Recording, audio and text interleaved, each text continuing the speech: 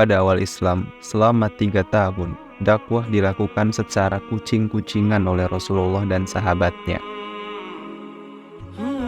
Sebenarnya kabar tentang dakwah Islam ini sudah menyebar di kalangan orang-orang Quraisy, namun mereka tidak ambil peduli. Sebab mereka mengira bahwa Muhammad hanya salah seorang di antara mereka yang peduli terhadap urusan agama, yang suka berbicara tentang masalah ketuhanan dan hak-haknya. Pada saat itu Rasulullah belum berbicara terkait kebatilan kaumnya dan menyerang berhala sesembahan mereka.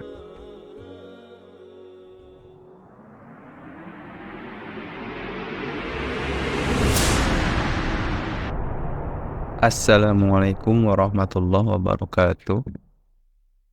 Setelah 3 tahun berdakwah secara sembunyi-sembunyi, Rasulullah mendapat perintah dari Allah untuk menyampaikan dakwah secara terang-terangan kepada kerabat-kerabatnya yang terdekat. Wahyu pertama yang turun dalam masalah ini adalah firman Allah. وَأَنذِرْ عَشِيرَتَكَ الْأَقْرَبِينَ. Dan berilah peringatan terhadap kerabat-kerabatmu yang dekat. Quran Surat Asy-Syu'ara ayat 214. Permulaan Surat Asy-Syu'ara yang memuat ayat ini menyebutkan kisah Musa alaihissalam dari permulaan nubuwah hingga hijrah bersama Bani Israel, hingga mereka selamat dari Fir'aun dan kaumnya yang berkesudahan tenggelamnya Fir'aun dan para pengikutnya. Kisah ini memuat tahapan-tahapan yang dilalui Musa selama menyeru Fir'aun dan kaumnya kepada Allah. Rincian tahapan-tahapan dakwah Musa ini perlu disampaikan saat Rasulullah SAW menyeru kaumnya kepada Allah, agar beliau dan sahabatnya memperoleh sedikit gambaran yang bakal dihadapi, yaitu berupa pendustaan dan tekanan selagi mereka sudah menampakkan dakwah. Dengan begitu, mereka bisa menyadari urusan sejak permulaan dakwah. Langkah pertama yang dilakukan Rasulullah SAW setelah turun wahyu ini adalah mengundang Bani Hashim, mengundang kerabat-kerabatnya. Mereka memenuhi undangan ini, yaitu beberapa orang dari Bani Al-Muttalib bin Abdi Manaf yang jumlahnya ada 45 orang. Namun, sebelum Rasulullah angkat bicara, Abu Lahab, paman beliau, justru mendahului Rasulullah berbicara. Abu Lahab mengatakan, mereka yang hadir di sini adalah paman-pamanmu sendiri dan anak-anaknya. Maka bicaralah jika ingin berbicara, dan tidak perlu bersikap kekanak-kanakan. Ketahuilah bahwa tidak ada orang Arab yang berani mengernyitkan dahi terhadap kaum.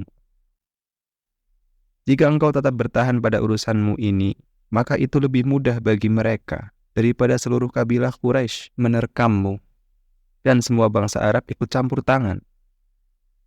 Engkau tidak pernah melihat seorang pun dari bani bapaknya yang pernah berbuat macam-macam seperti engkau perbuat saat ini. Akhirnya Rasulullah hanya diam dan sama sekali tidak berbicara dalam pertemuan itu. Kemudian beliau mengundang mereka untuk yang kedua kalinya. Dan dalam pertemuan itu beliau bersabda, segala puji bagi Allah dan aku memujinya. Memohon pertolongan, percaya, dan tawakal kepadanya. Aku bersaksi bahwa tiada ilah selain Allah semata yang tiada sekutu baginya. Sesungguhnya, seorang pemandu itu tidak akan mendustakan keluarganya. Demi Allah yang tidak ada ilah selain Dia, sesungguhnya aku adalah utusan Allah kepada kalian secara khusus dan kepada manusia secara umum. Demi Allah, kalian benar-benar akan mati layaknya sedang tidur nyenyak dan akan dibangkitkan lagi layaknya bangun tidur. Kalian benar-benar akan dihisab terhadap apa yang kalian perbuat. Lalu di sana ada surga yang abadi dan neraka yang abadi pula. Setelah itu, terjadilah kegemparan di antara mereka. Maka paman beliau, Abu Thalib berkata, kami tidak suka menolongmu, menjadi penasehatmu dan membenarkan perkataanmu. orang-orang yang menjadi bani bapakmu ini sudah bersepakat. Aku hanyalah segelintir orang di antara mereka. Namun akulah orang yang pertama kali mendukung apa yang engkau sukai. Maka lanjutkanlah apa yang diperintahkan kepadamu. Demi Allah, aku senantiasa akan menjaga dan melindungimu. Namun aku tidak mempunyai pilihan lain untuk meninggalkan agama Bani Abdul Muthalib. Maksud perkataan Abu Thalib adalah orang-orang Quraisy tidak akan menolongmu juga mengikuti agamamu. Namun aku sebagai pamanmu akan mendukung apa yang kamu sukai dan lanjutkanlah apa yang diperintahkan Allah kepadamu. Aku akan selalu menjaga dan melindungimu. Namun aku tidak bisa mengikuti agamamu. Kemudian Abu Lahab berkata, "Demi Allah, ini adalah kabar buruk. Ambillah tindakan terhadap dirinya sebelum orang lain yang melakukannya." Maka Abu Thalib menimpali, "Demi Allah, kami tetap akan melindunginya selagi kami masih hidup." Dalam pertemuan itu, Rasulullah mendapatkan perlindungan dari Abu Thalib, pamannya. Namun juga mendapatkan penolakan dari pamannya yang lain.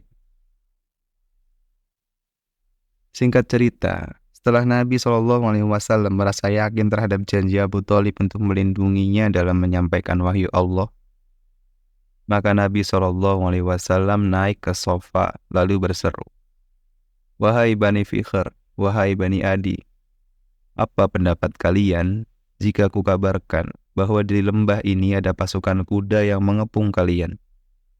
Apakah kalian percaya kepadaku?" Benar, kami tidak pernah mempunyai pengalaman bersama engkau kecuali kejujuran.